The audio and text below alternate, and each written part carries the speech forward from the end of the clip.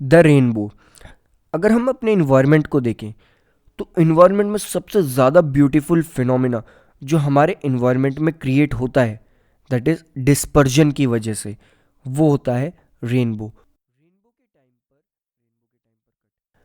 Rainbow formation के वक्त एक white light, that is white sunlight, 7 colours में डिवाइड हो जाती है, और ये छोटी छोटी रेन ड्रॉप्स की वजह से होता है।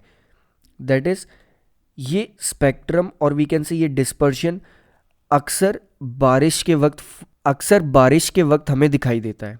अब हम चेक करते हैं कि ये स्पेक्ट्रम एक रेन ड्रॉप की वजह से कैसे फॉर्म होता है। सबसे पहले हम एक रेन ड्रॉप ड्रॉ कर लेते हैं, एक सर्कुलर रेन ड्रॉप कुछ इस तरह से। एक साइड सनलाइट एंटर करेगी, जब वो एक पॉइंट से एंटर करेगी तो वो अपना मीडियम चेंज करेगी, दैट इज़ एयर से अब दूसरे मीडियम में जाएगी, तो ऑब्वियसली वो अब रिफ्रैक्शन शो करेगी, और रिफ्रैक्शन शो करती वो धीरे धीरे 7 कलर्स में यहीं से डिवाइड होना स्टार्ट हो जाएगी।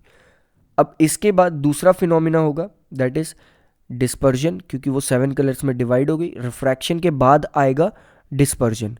अब डिस्पर्जन के बाद वो अंदर एक सरफेस से रिफ्लेक्ट हो जाएगी, तो ये हो जाएगा इंटरनल रिफ्लेक्शन।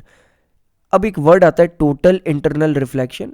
जहां पर रिफ्रैक्शन हो रहा होता है वहां पर कभी टोटल इंटरनल रिफ्लेक्शन नहीं होता। सो यहां पर सिर्फ होगा internal reflection. Internal reflection show करके वो हिट करके लाइट कट वो हिट करके वो dispersed colour, that is 7 colours, surface को हिट करके अब बाहर निकलेंगे तो दोबारा लास्ट में रिफ्रैक्शन होगा, और वो 7 कलर्स का स्पेक्ट्रम, दैट इज वो डिस्पर्स्ड कलर्स हमें रेनबो की तरह दिखाई देंगे। और रेन ड्रॉप्स के अलावा हमारे इन्वायरमेंट में ये स्पेक्ट्रम और वी कैन से रेनबो कि ये 7 कलर्स हमें वाटरफॉल्स या फिर हम कहें फाउंटेन्स में भी दिख जाते हैं, और इसके पीछे रिस्पॉन्सिबल होता है